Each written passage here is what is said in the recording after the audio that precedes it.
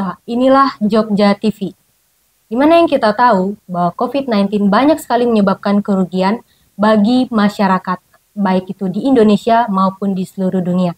Entah itu tentang kesehatan maupun ekonomi yang menurun secara drastis. Tetapi berbeda dengan narasumber kita kali ini. Beliau dapat memanfaatkan keadaan tersebut dengan merubahnya menjadi peluang usaha di tengah-tengah krisis saat itu. Baik, langsung saja kita sapa narasumber kita kali ini. Selamat pagi, Pak. Selamat pagi. Pak itu selain seorang guru SMK, latar Bapak kan juga tenaga kesehatan. Dan Bapak ini juga seorang pengusaha sekaligus pernah terjun di dunia politik, ya. Ya, tadi sebetulnya terkait dengan ya banyaknya pekerjaan, ya pada dasarnya sebetulnya kita senang ya. Artinya kita bagaimana pekerjaan-pekerjaan itu bisa kita lakukan karena kita senang, hobi. Jadi bukan berarti banyak, yang jelas pekerjaan itu ya kita jalani dengan senang hati lah, gitu aja. Iya, betul sekali. Pengalaman ya, baik kita bicara tentang misalkan pengalaman saya, kadang-kadang kita mungkin saat jadi cerita sedikit tentang Jahe Cap Maher ini kan terbentuk pada saat terjadi wabah COVID di negara kita ya, dan pada waktu itu saat posisi saya sebagai guru gitu kan ya, drastis sekali menurun gitu kan pendapatan kita. Akhirnya saya berpikir ya bagaimana caranya untuk meningkatkan pendapatan dengan ya buka usaha tadi. Jadi kalau dibilang pekerjaan ini segala macamnya ya sebetulnya ya saling melengkapi ya, karena bagaimanapun ya kita tidak terlepas dari hal-hal seperti tadi. Baik saya tenaga kesehatan, gitu, sebagai saya sebagai pendidik, gitu kan, sebagai pengusaha, karena ini ya tetap akan berkaitan gitu. Jadi memang saat kita banyak job, ya alhamdulillah mudah-mudahan banyak juga hasil dari situ gitu. Iya benar. Bagaimana sih proses dari pembuatan Jahe Cap Maher ini sendiri? Oke, baik, untuk proses pembuatan Jahe Cap Maher ya artinya ya kalau secara umum ya, kalau kita sementara ini kan saya masih ya kita jahenya kita beli di pasaran ya, pasar segala macamnya, nanti terus kita ya potong-potong ya, kita ras ya, kita nanti kita godok ya sampai ya mengkristal, kita campurkan dengan gulanya gitu sampai kita packing. Waktu kurang lebih untuk proses ini ya mungkin agak lama ya, jadi sekitar ya 5 sampai 6 jam lah kurang lebih untuk proses pembuatannya. Iya. Wah. Ini jahenya bentuk serbuk kan ya, Pak? Bentuk serbuk. Ya, ada yang versi cairnya juga nggak, Pak? Minum langsung. Sementara ini saya cuma buat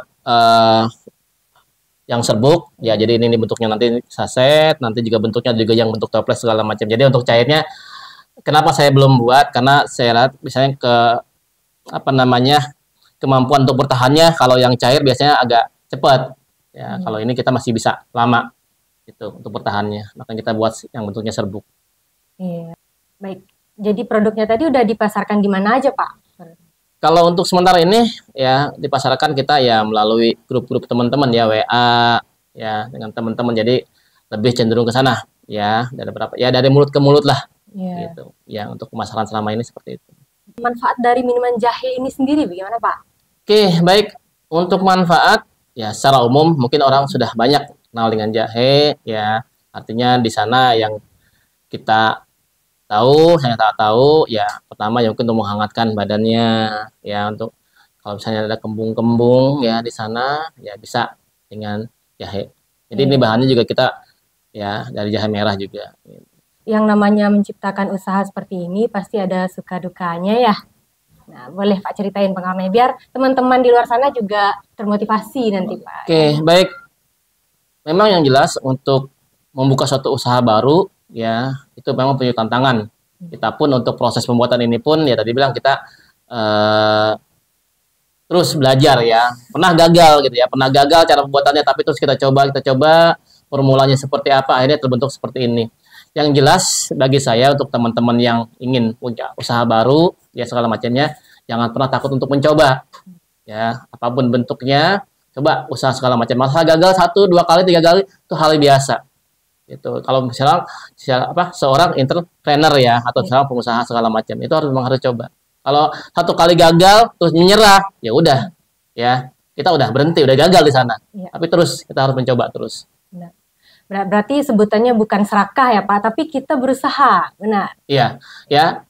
Serakah di sini kan selama itu kita baik, ya artinya kita bikin usaha, kita ini segala macam yang jelas bagi saya bagaimana hidup kita lebih manfaat untuk orang lain. Iya. Siapapun kita, bidang apapun kita manfaatkan nggak untuk orang lain. Iya. Seperti itu. Benar.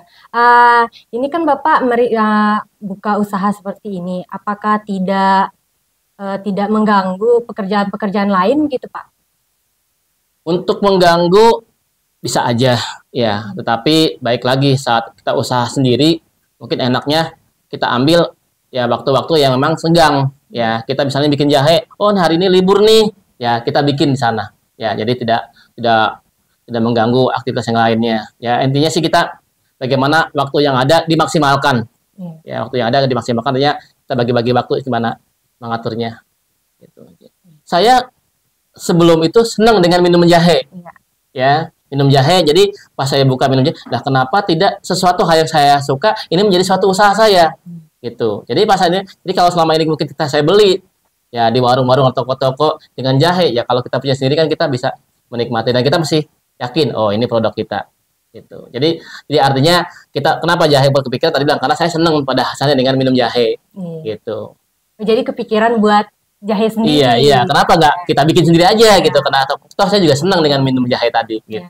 Ini dukungan dari keluarga juga Pak, atau gimana? Ya, kalau untuk usaha, ya usaha apapun bentuknya sebetulnya bukan usaha aja, dukungan keluarga gitu sangat penting. Ya, karena bagaimanapun kita ya tidak bisa terlepas sendiri. Ya, perlu keluarga segala macam itu yang penting. Ya, jadi kalau memang yang punya usaha, pengen usaha misalnya, ya bagaimana dengan pendapat teman misalnya gitu atau misalnya keluarga. Nah, itu juga penting. Benar sekali ya. Bicara bisnis, bicara bisnis, rugi, bahasa rugi itu hal yang biasa. Ya, jadi kalau memangnya tidak takut rugi, jangan bisnis. Gitu. Jadi kalau rugi jangan banyak untung segala macam. Ya udah, mendingan jadi karyawan aja. Iya, benar. Ya, karena tidak ada ruginya. Tapi kalau bisnis, ya harus siap untuk itu. Gitu. Jadi berpikirnya kalau bisnis, oh pengen untung, ya pikirkan dulu. Penting bikin aja dulu, berbuat aja dulu, nanti masalah itu segala macam berjalan. Ya, jadi jangan takut untuk sama ya. Kalau kita usaha untung enggak pemikiran nanti laku atau tidak segala macamnya itu jangan sampai ke sana berpikirnya. Penting kita bikin segala macam masalah laku atau tidaknya itu ya biarkan Tuhan yang mengaturnya, Allah gitu yang mengatur untuk masalah rezeki kita. Penting kita berbuat dulu gitu aja. Iya benar. Berarti kalau misalnya kita berpikir oh nanti kalau saya buat ini kira-kira laku atau enggak, itu tidak baik ya Pak. Kalau saya ya mungkin kalau bicara riset bolehlah penelitian segala macam. Apa sih yang sekarang laku segala macam. Tapi kalau kita terlalu banyak berpikir yang nggak jadi-jadi. Ya, jadi sebetulnya kalau ada suatu hal yang misalnya Pak dagang apa sih yang laku? Sebetulnya dagang yang laku itu dagang yang memang kamu kerjakan yang dilakukan. Tapi kalau cuma dipikirin doang nggak bakal dagang nggak laku-laku. Bang udah sampai konsep doang pengen dagang tapi nggak jalan-jalan. Nah itu yang terpenting itu. Iya benar. Untuk lisensi sampai halalnya gimana prosesnya Pak? Alhamdulillah untuk jahe cap maher untuk Dinkesnya sudah ya kita masih PRT namanya. Untuk sertifikat halal juga alhamdulillah sudah. Sedangkan sekarang lagi sedang proses untuk pembuatan hak kekayaan intelektual haki. Untuk kepengurusan halal dan lisensinya tadi Pak, itu ada kesulitan nggak Pak? Kalau awal-awal artinya kita kan produk baru ya. Masih bingung mencari kemana sih harus itu. Tetapi ya sambil berjalannya waktu ternyata ya ada jalan. Ya artinya kalau saya sih berpikir bahwa kalau kita pengen jadi pengusaha ya bertemu dengan pengusaha gitu kan. Biar tahu jalurnya kemana. Tapi alhamdulillah untuk jahe cap maher sendiri ya semuanya dipermudah. Ya semuanya bisa waktu itu masih gratis ya. Jadi pemerintah Pemda sendiri yang membantu proses bagaimana suatu produk itu biar ada legalitasnya.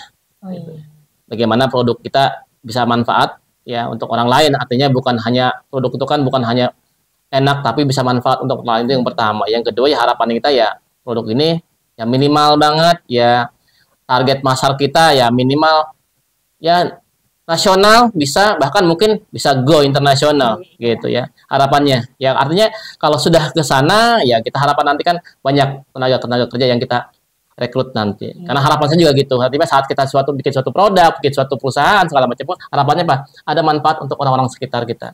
Jadi secara tidak langsung untuk menyediakan lapangan pekerjaan. Iya, ya kalau memangnya nanti ininya banyak, otomatis ya, nggak mungkin saya sendiri gitu ya, tidak mungkin saya sendiri untuk mengerjakan segitu banyaknya misalnya permintaan. Ya harapannya itu. Ya mudah-mudahan doain aja untuk teman-teman, ya untuk saya bisa ya bisa laku dan disenangi oleh masyarakat. Iya. Berarti sekarang Bapak buat produk ini sendiri Pak atau ada pegawai? Sementara ini masih keluarga-keluarga dekat aja. Keluarga dekat, ya. Karena kita masih tadi bilang masih ini ya, masih belum terlalu banyak, masih kita bisa handle ya. Ya tadi bilang kalau memang untuk banyak permintaan ya mau tidak mau saya juga harus rekrut tadi. Ya minimal teman-teman atau tetangga-tetangga saudara-saudara yang masih pada nganggur ya mungkin bisa bekerja dengan kita. Iya benar. Untuk pemesanan jahenya sendiri di mana nih Pak? Untuk pemesanan produk ini? Oke, untuk pemesanan ya bisa di nomor handphone saya juga bisa ya, atau mungkin ada untuk di dunia digital sekarang memang belum saya terlalu banyak saya garap ya untuk digital ya, tapi ada ya bisa mungkin di Tokopedia sempat ada, di Shopee juga ada, tapi memang ya kelemahan saya itu karena dibilang kesibukan tadi ya, kesibukan yang harus ini segala macamnya, makanya belum fokus untuk ke sana gitu. Berarti bisa pesan langsung dari Bapak. Bisa. Kalau untuk lewat Shopee, Lazada itu bisa. belum. Ya, belum. Belum. Oke. Baik, Pak. Untuk teman-teman di luar sana, ada pesan nggak, Pak, buat teman-teman? Oke, untuk teman-teman ya, baik mungkin teman-teman mahasiswa MK atau mereka yang pengen jiwa entrepreneurnya ya. Yang jelas apapun ya pekerjaan kita ya coba untuk senangi ya. Dan kalau memang ada jiwa-jiwa entrepreneur, tolong potensi-potensi yang ada untuk dikembangkan. Jadi jangan pernah takut untuk mencobanya gitu. Jadi kalau kenapa saya berpikir seperti itu, karena saat kita misalnya jadi karyawan, mungkin ada limitnya, ada batasnya ya. Berapapun tinggi jabatan kita pasti ada limitnya, tapi kalau kita usaha mungkin bahkan bisa kita wariskan ke anak cucunya nanti. Benar, ya seperti itu. Pengalaman saya bilang tadi ya, saat saya bisa jadi perawat gitu kan ya, tapi saya bilang tadi saat kita perawat berarti kan kita kerja ya. Nah kerja tapi kan ada batas limit tadi ya, kita berpikir begitu, artinya sampai kapan kita menjadi karyawan, sampai kapan selama menjadi ini. Nah artinya ini harus menjadi patokan buat kita. Nggak mungkin kan saya selamanya harus seperti ini. Ya kita pengen ya, harapan saya kan saya harapannya kalau bisa mungkin ya saya tiap hari bisa jalan-jalan sama keluarga segala macam sementara proses ini berjalan gitu. Artinya kita tidak harus berpikir ya, harus berpikir bahwa tidak mungkin selamanya akan jadi seperti ini. Ya gitu aja. Jadi kita harus berpikir lebih luas lagi. Lebih luas lagi untuk persiapan ya ke depan tadi gitu. Ya kan banyak yang saya lihat kadang-kadang kan misalnya dia saat dia menjadi pejabat, misalkan ini contoh aja yang menjadi pejabat, tapi sudah pensiun bingung mau usaha apa karena mungkin belum disiapkan saat-saat dia menghadapi pensiun tadi. Nah itu mungkin salah satu harapannya sama dengan misalnya mahasiswa telah lulus dari kerjaan segala macamnya. Nah kenapa tidak dari sekarang sih kita berpikir untuk ya usaha tadi. Atau juga sekarang sebenarnya kan materi-materi itu ada di dunia kampus gitu segala macamnya. Jadi harus bagaimana penerapannya, aplikasinya harus diterapkan. Jadi bagaimana dengan misalnya orang-orang atau mahasiswa yang ingin buka usaha nih Pak, tapi kan nggak ada modal gitu Pak, gimana? Oke, baik. Sebetulnya kalau bicara modal, yaitu mungkin kalau usaha pasti ada modal. Tetapi zaman sekarang istilahnya orang banyak tanpa modal. Artinya mereka bisa jadi reseller, ya kayak saya misalnya ini, ya hey, siapa yang mau coba jadi reseller saya, monggo. Itu harapan saya seperti itu. Dan mereka kan artinya dunia mahasiswa segala macam kan ini dunia mereka, digital mereka, daripada menggunakan HP yang hal-hal yang tidak berkaruan, misalnya gitu ya. Ya kenapa tidak dimanfaatkan? Bagaimana HP itu misalnya bisa menjadi menghasilkan uang tadi, pendapatan segala macam, daripada mungkin ya dengan hal yang tidak berguna. Nah, gitu. Oke, baik. Terima kasih Pak atas pengalamannya ya, pesan-kesannya kepada teman-teman di luar sana ya. Ini banyak sekali hal positif yang kita dapatkan dari narasumber kita kali ini. Yang pertama yaitu kita harus selalu menanggap positif apapun yang terjadi pada kita dan jangan ragu untuk mencoba. Baik, sekian dari konten kita kali ini. Sampai jumpa di konten selanjutnya.